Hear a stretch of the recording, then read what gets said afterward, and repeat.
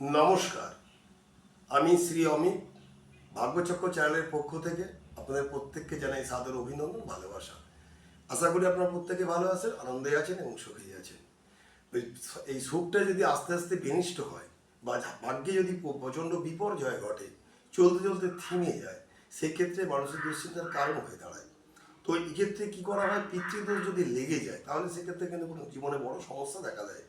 আপনারা কি করবেন, পিতৃদেবের উদ্দেশ্যে একটা ঘির প্রদীপ জ্বালাবেন এবং সূর্য প্রণামটা করবেন। প্রতিদিন পিতাকে স্মরণ করবেন। সূর্য প্রণামটা এরূপ: ওং জবাকুসুম শঙ্কাশং কাশ্যপেয়ং মহাদ্যুতিম ধন্তারিং সর্বপাপগ্ন প্রণতস্মিন দিবাকরম। ওং সূর্যদেবায় নমঃ, ওং সূর্যদেবায় নমঃ, ওং সূর্যদেবায় নমঃ।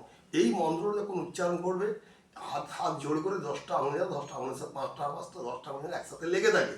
এইরূপ করুন, আস্তে আস্তে বিপর্যয় কেটে উঠবেন, আপনাদের দুর্ভাগ্য সরে যাবে এবং সৌভাগ্যের আলো দেখতে পাবেন।